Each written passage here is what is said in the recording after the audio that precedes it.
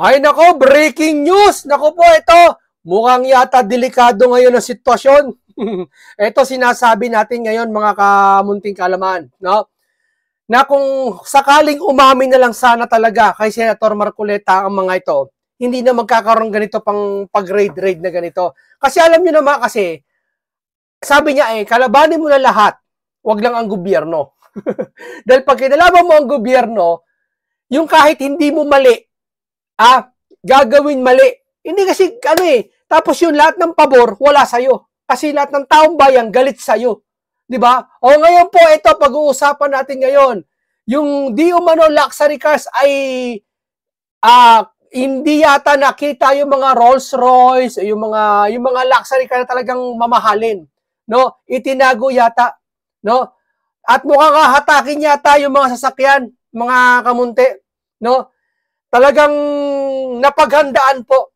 Siguro, hindi naman kasalanan ng mga senador sa kabagalan talaga. No? Pero, napaghandaan. Sabi niya, kung wala kang tinatago, kung wala kang abirya o wala kang kasalanan, nasaan ang ibang kotse? Doon sa nag-interview nakaraan. Diba? Kasi diba in-interview siya nakaraan, nakita natin napakaraming sasakyan. Ngayon, ang tanong dito, nasaan yun at bakit itinatago? Hindi natin masasabing itinatago, pero bakit hindi naabutan dito? Eto, pakinggan nyo po. Pakinggan nyo po. Eto. Ito ng tama, no? Yan, kung binili nila rito hanggang bukas siguro, at ipakita nila sa ating mga papel, upang magkaroon sila ng pagkakataon na mabayaran ng tama. Kung talaga naman binili nila ito ng tama, no? Yan, kung binili naman nila ito sa isang dealer o broker at may pagkakamali, doon kami pupunta. Ayun. Bukod pa pala sa problema na atakin ang mga kayamanan nila dahil sa anomalyang flood control, ito palang BOC na dapat may mapakitang papel, may maipresenta mga dokumento sa kanilang mga luxury car. Diba? Kasi may ganito po yan may kinalaman kasi ang walang papel ang mga luxury car na to. May kinalaman po sa anomalya sa flood control. Hindi, pwede ma-iconic yun Bakit? Kasi, halimbawa, sa luxury car mo, no? Hindi ka kasi basa-basa makakakuha nito. Ang mayayaman kasi yun talaga, halimbawa, mayaman ako. Hindi naman ako magkakash ng 23 million na sasakyan Mangkakash ako? Hindi. Maghihintay ako ng pera ko susunod. Halimbawa, sa isang taon, DPWH ako. Halimbawa lang, kontraktor ako. DPWH ako na kontraktor. Alam ko may paparating na billion na pera na naman. O pagkalagay natin mga 200 million. Yung sasakyan na yon, hindi ko muna kukunin, hindi ko muna ikakasyo kasi ang mayayaman po, hindi ka agad nagkakasyan, tanong nyo. Diba? Ano yan utang lagi yan. O, babayaran nila yan, o magkano? Isasalpak nila yan dun sa ibinili nilang sasakyan. Diba? Sa madaling salita, siguro kaya wala pang papel, maaari, kung sakali wala pang papel hindi mo na pinapapelan dahil hindi pa nababayaran. Pwede yon. Kasi niya, hinihintay pa na may kukurakutin. Sa akin lang pero wala ako sinabing kurakot sila. Yun lang ang palagay ko, kaya siguro baka wala pang papel. Hinihingi na ipipresenta mga dokumento, yung mga luxury car. Naintindihan nyo? Nagets nyo? Sa madaling salita, may kinalaman talaga sa flood control. Di ba? Ngayon, tignan natin to sa ibaba. Tignan natin sa ibaba. Ayan Eto po.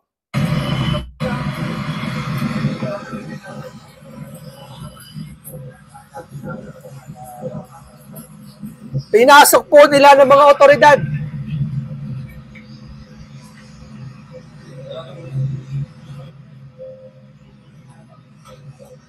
Alam ko, ginuwardyahan po ng mga otoridad etong compound na to. Yan ba gusto natin? Yan ba gusto nyo? Diba? Wala na po yung Rolls Royce, wala na. Ito ba gusto nyo? Kung binigay nyo na mas maaga to, hindi kayo magkakaganito. Wala na po yung Rolls Royce. Ito pa. Ayan Ang laki ng bahay Kita mo? Alam mo itong bahay na to? Tingnan mo para mansion. Diba? Ang ganda ng bahay detalyado. Alam mo yung mga ganito, appraise ko ako magkano ganyan ha. Ako appraise ko lang ha, yung buong compound na yan ha. Kasama kung may 40 sasakyan yan ha. Kulang-kulang mga nasa ang bahay niya. Mansion na malaki ha. Kasi kandiyan eh. Dito sa subdivision na mayaman o tinatawag na Green Meadow o kaya Ayala Alabang, sabi niya ng isang vlogger dati, hindi ka makakabili sa lupang mga yon na subdivision mayayaman. Mayayaman ha. Kapag wala kang 500 million, kasi ang lupa pa lang doon, 400 million. 500 to 600 million lupa pa lang. So meaning, kabibili ka ng bahay doon sa Ayala o kaya sa Green Meadow, saan masayamang subdivision, kailangan may 1 billion ka mahigit. Sabi nila sa akin, ewan ko totoo yun. Kasi lupa pa lang 500,000. Yung bahay nasa 400,000. So 900 million na. Ay, 400,000, sorry, 500 million. Tapos ang bahay, 400 million. So, magba 1 billion na. So, kung may 1 billion ka, hindi ka bibili ng bahay doon. Kasi mauubos lang, wala ka nang kinabubuhay. Ibig sabihin, dapat may limpak-limpang kang pera. Kadalasan daw po. Sabi niya ni naalala ko si FLM. Kaya alam mo si FLM? Hindi si First Lady Marcos ha. Si Francis Leo Marcos. Yung sinasabi nilang scam. Diba? Binuko nila lahat ng kapitbahay niya daw. Hindi ko nasabi. Siya nagsabi, sa Green Meadow ay puro politika daw na kilala. Doon makakabili ka, hindi ka makakabili ng 600 million na lupa. Kailangan talaga ang house and lot mo nasa 1 billion. Sabi niya yun. Ang laki ng lupa. Ito, appraise ko, nasa kulang-kulang 1 billion to Itong bahay na to, kung talagang malawak yan hektarya-hektarya ngayon, sinerch warrant yan. Meron daw parte na hindi sinerch yan. Wala silang nakita. Ilan lang na, 2 lang yata o 20. 12. Ibig sabihin, itinago. Ibig sabihin, kaya tinago, may itinatago. Tama? Kasi hindi mo itatago ang isang bagay kung walang kapintasan. Tama? Pero kung maganda ito, at ito'y nabili mo sa pagsisikap mo, at hindi pera ng taong bayan, ilalantad mo to. Anong pakialam ko sa inyo? Di ito papel. Andito ako ngayon, harapin niyo ako. Maghahamon ka pa. Go! Punta ka sa bahay ko. Mahirap niyan. Siguro, baka hindi ko baka naman naitabi diyan. 'Di ba? Ito. Ang laki patay. May mga media na. 'Di ba? Ayun yung sinasabi ni Senator Dante Marcoleta, nakikiusap sa inyo. Ipiprease na ang asset, i-hold na ang pera, bubuhay, lisensya, i-revoke, lahat. Lahat ng kabubuhay mo. Lalabas kang pinanganak kang hubad, baka lumabas kang hubad. Di ba? Parang ganun ayan grabe. So, SGC parking, entrance. Grabe. Tingnan mo yung mga bahay, dambuhala Talagang mansion to. Di ba? Baka gate pa lang yan automatic. Baka halaga ng isang bahay natin papasok sila, patay kayo. May mga may mga kompleto na. Grabing bahay yan, Di ba? Operatiba ng Bureau of Customs. Ito, pakinggan nyo. Search warrant. Ito na kung paano ginawa. Opisina ng contractor na si Sara Vizcaya para ihain ng search warrant kaugnay ng kanyang mga luxury cars. At para nga sa ibang detalye, live mula sa Pasig, si Mon Gualvez.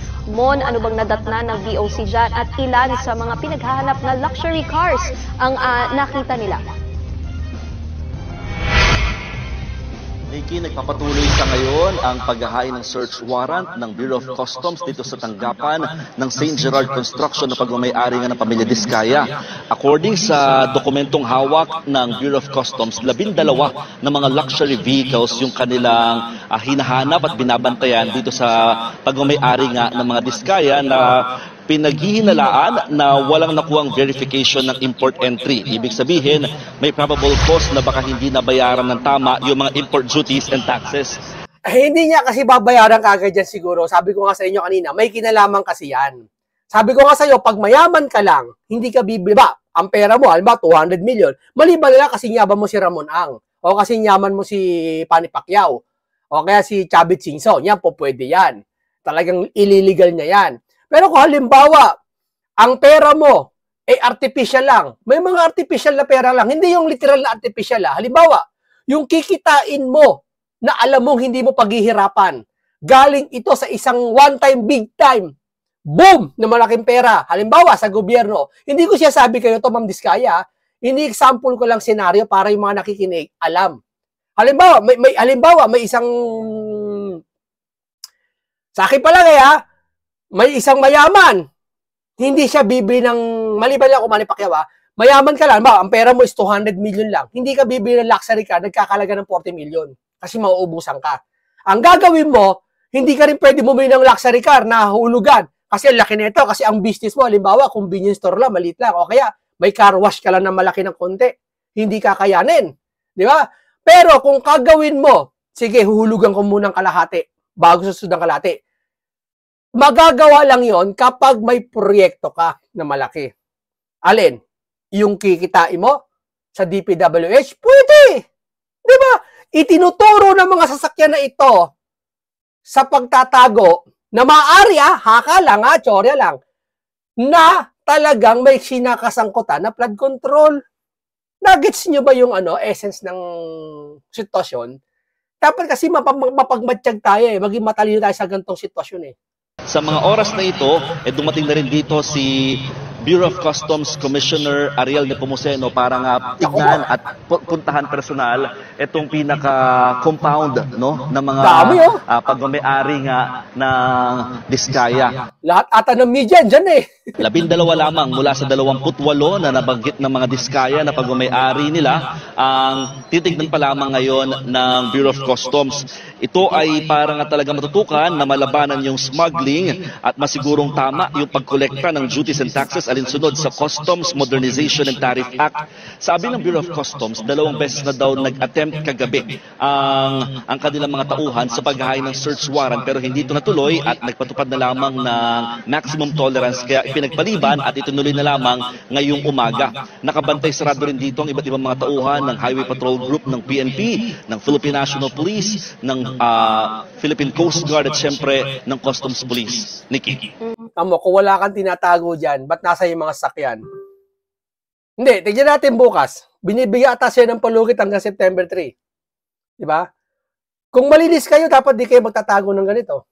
Mon, ano rin bang nagtulak sa customs para inspeksyonin na nga itong mga sasakyan ng mga Diskaya? Tama ba na rehistrado rin itong mga to sa LTO? Hindi naman kasi mismo yung cost o yung BOC talaga. Mainit lang talaga kasi sila dahil sa flood control. Kaya napabilis yung mga proseso.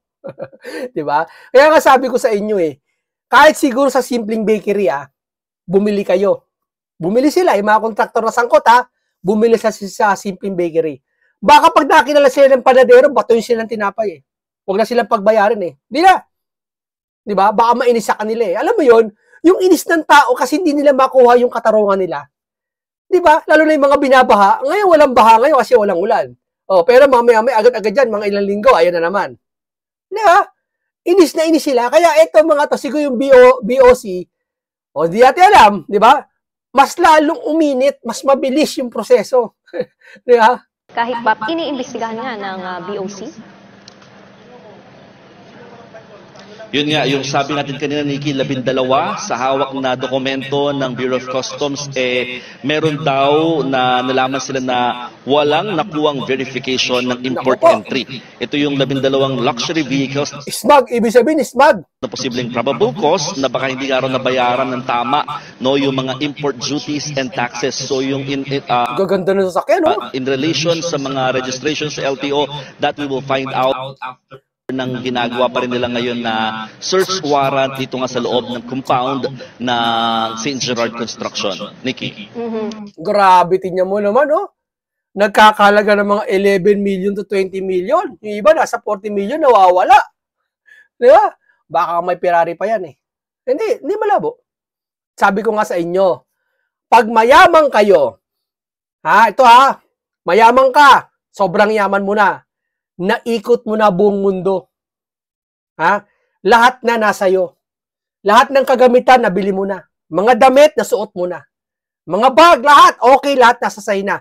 Wala ka ng ibang hinihiling, lahat nasa'yo na. Ang gagawin mo na lang, bibili ka ng mga bagay na ano pang wala sila. Sinong sila? Yung mga mayayaman pang iba, kasi nagpapaligsa na yan, dapat meron ako niyan. Diba? Kung hindi ka kontento, nalibot mo na buong mundo. Ha? Nalibot mo na buong mundo. Buong Pilipinas, naikot mo na, pati karagatan niya, ginetski mo na, inano mo na lahat na Diba? Binote mo na lahat na. Alam mo yung gagawin mo kasi pag mayaman ka, wala ka kakontentuhan Pag mayaman na, i-define ko lang yung mayaman na. Ang gagawin mo, pag yung mga house and lot mo, mga bahay mo, halos nasa iyo na lahat, ang gagawin mo, matatakot ka na para mawala yung pera mo, yung kayamanan mo. Hindi ka na makapagtulog. Nasa Biblia yan. Ang iniisip mo, baka mawala kayamanan ko isang araw. Hindi ka na makakatulog. Hindi na payapa yung utak mo. Wala ka nga problema, pero yung utak mo, hindi ka na yung pera ko, paano kaya, ano kaya gagawin ko sa pera ko? Wala ka nagawa Ang gagawin mo lang, iingatan mo mawala yung pera mo. Ayaw mo mabawasan ng malaki talaga. Tayo mawala talaga isang iglap. Ang gagawin mo, eto, video tip, ang gagawin, ano to na mayaman Hindi naman lahat. Maghuhukay ka ng lupa. Underground. Oo, totoo. Hindi ka na sasapatan sa lahat Huhukay ka na malalim. Doon ka gagawa ng tirahan mo. Kasi nga, nasa Bible kasi yan Kung gusto mo maligtas, ipamigay mo kayamanan mo, sabi. Walang mayaman na makakapasok sa kaharian ng Diyos, sabi. Yeah? Mahihirapan. Mabuti pang isang kamelyo na dumaan sa butas ng karayom. Yeah? Ibig sabihin, yung kayamanan na yon, magbabalak silang itago sa underground. Totoo yun. Pag mayaman na mayaman ka na, naiisipin ng tao yun, wala na, sa underground na. Kasi, hindi naman siya sabihin ng Biblia na magtatano sa araw ng paghuhukom Ni ang kayamanan nila, hindi makapagligtas sa kanila. Ibig sabihin, may mga magbabalak na magtago sa underground. Di ba? Yung mga scientists kayo mayayaman, di ba? Yung mga mayayaman na sobrang billionaire sa ibang bansa, magtatayo daw sila ng hotel dun sa asteroid.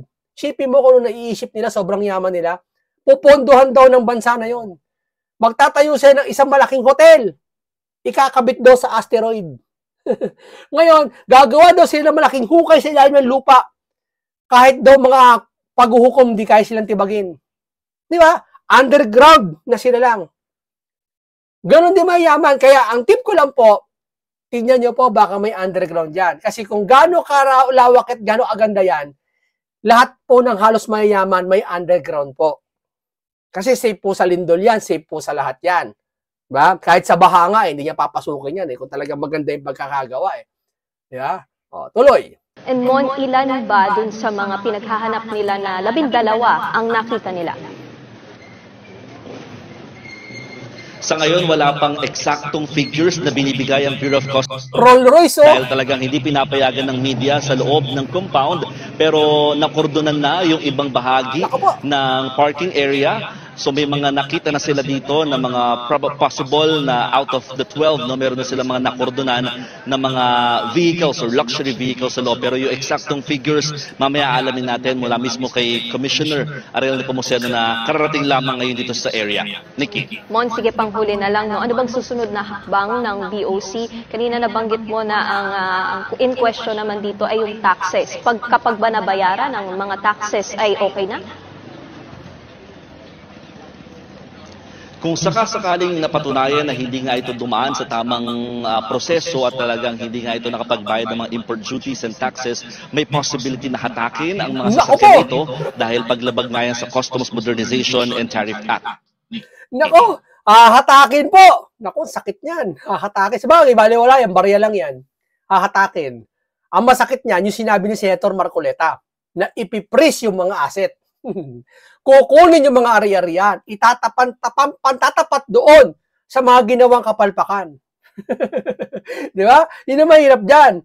No, kasi ito pong ginagawa ng BOC po, sabi ko po sa inyo, bukod pa ito sa mangyayari sa kanila dun sa flood control, pag napatunayan na imbestigahan sila. Bukod pa po to, ito kasi, yung dokumento hinahanapan sila. Kung wala mapakita, ahatakin. Pero kung halimbawa, hindi nahatak, may napakitang dokumento, may napakita, maaaring kunin pa rin. Bakit? I-hold muna ang freeze, pag napatunayan, maraming kumanta na mga tolongest man, mga supreme crooks, kukunin ulit. Doon sila wala ng takas. Di ba? Hindi to. Hindi po, isipin nyo na lang. Ang taong bayan pag nagalit at bihira po magkampe ang gobyerno na nakakarami at ang taong bayan. Lagi po nagkakaniya. Ngayon, nagkakampi ngayon ng taong bayan pati ang gobyerno. Bakit? Para lang mabigyan ng kasagutan at katarungan at ng kapalit itong nangyari na baha sa ating bansa. Diba? Hindi sila papayag ang taong bayan na walang makapanagot dito. Oo. Maski naman ang Rodante Marcoleta, maski sila Erwin Tulfo, lahat ng senador Ang nakapagtataka nga lang, yung mga mayayaman dyan, may sariling imbestiga. Nag-iimbestiga sila Eto nakakatawa, sa Senate, Tagalog ang usapan, may pa-English ng konti. Aba, dun sa isa, nag-iimbestiga at sa kamera, English lahat. Titig naman Tagalogin nyo. Marami pong Pilipino pa rin na hindi nakakaintindi ng English po. Hindi ko na sa minamalit Tagalogin nyo, puro sila English. Tamo, English yun na English ang lalalim. Mga pang-lawyer pa yung English nila. Mga materialis na ginagamit niya sa English pang-lawyer. Hindi maintindihan, pambatas. Tagalogin nyo. Di ba? Talaga sila no? Yung mga nasa kamera nag-iimbestiga rin, nagkakandak na investigation. Wow! Di ba? Matapos mag-imbestigan lahat ni Senator Marcoleta, mag-iimbestiga pa rin kayo. Pero ang masama yung isa, si Atras, gusto sa Davao. Di ba? Okay, dito kay Ted Pailon. Kay Ted Pailon tayo. Wala na po yung mga Mercedes-Benz, wala na po, pati yung Bentley. Ako, mahal nun. Wala po dito. Nandyan ho ba mga diskaya? Wala pong mga representative lang po nila ang bumarap sa amin. Sus naman. Mukhang naka-iska po na. Sir, para po alam nyo, may nakita po kami dalawang unit right now. Yung Land Cruiser po and yung Maserati Levante. Magkano lang Land Cruiser? 6 million o 11 million yata yan. Barya yan. Payat. Kaya pwedeng iwanan yan. And then yung Land Cruiser po na SC300. Yun po yung currently at the property. Yun hong 12. Yung iba po, hindi po namin nahanap. Wala po kami nakita dito. So, wala na po yung Rolls Royce, wala na po yung mga Mercedes-Benz, wala na po, pati yung Bentley. Wala po dito. Tinago, ang galing. Yeah. Kasi nakaraan pong interview, kitang-kita, pinilex pa po mismo ni mga diskaya, nasa parking lahat. Alangan naman pinagamit lahat nila sa tauhan nila yon, bumiyahe sabay-sabay. Di ba? Ang chinecheck ko lang po sa inyo, sir, idea ko lang i-check nyo po, kasi may mga part pala dito hindi sinearch warrant kasi nga bawal. Doon lang siguro yung naka-search warrant doon sa itong kabilang compound. Yung kabila hindi Di ba? Dapat di lahat nyo na Okay din to mga to no? As in, sa buong complex, sa buong compound, wala na po? Dalawang floor lang po yung inakit namin kasi doon lang po yung search warrant natin. Hindi na po kami pwede makaikot po ng kabilang properties nila. Kailangan po natin respetuhin yung search warrant. We know. Doon ka na sa confinement na. So, what's the next move? So, ngayon, yes, sir. Opo. So, tama search warrant, meron pa palang hindi na search warrant kasi niya, hindi saklaw sa kanilang inilabas na search warrant yung lugar na dapat puntahan. Doon lang sa lugar dapat yun. Kaya doon lang nila sinearch yung sasakyan. Sabi ko nga sa inyo, sir, gumawa kayo kay Kibuloy niya, nagawa nyo Di ba? Nagawa ng administrasyon Dapat magpuwersa. Tapos, tignan sa mga underground. Imposible walang underground. Ako, tip ko lang lahat po ng halos mayayaman may underground. Malaki po ang underground, hindi lang kwarto. Kaya mag-capacity ng mga, hindi, may mall niya, di ba? Dito na sa pinuntahan ko, may mall na parang, akala mo yung mall, malaking mall akala mo, yung pinasukan mo, first floor. Hindi pala pagpasok mo, pagbaba mo ng sakyan, pagpasok mo sa mall, second floor na pala yun kasi sa ilalim may first floor. Nasa underground. Ang laki nun ha. Mall yun. Kilometro ang layo nun. Kung nagawa nga ng mall, what if pa kaya ang mga bilyonaryo tapos ikaw pa ang kontraktor? Di ba? Magagawa mo yung kaya stick nyo yung underground. Di ba? Maari ang doon ng mga sasakyan. Oh. Confirm na po ngayon sa 12, dalawa lang ang nakita nyo na nasa 12? Yes, sir. Opo. Okay. So ano po ang next? Opo. Sige. So sa 12 po na covered ng warrant, dalawa lang yung nandidiyan. Maserati po sa Toyota Land Cruiser. Opo. Ano ang next move po ng customs kapag ganyan? Isiselyuhan na ho namin. Nako, siselyuhan.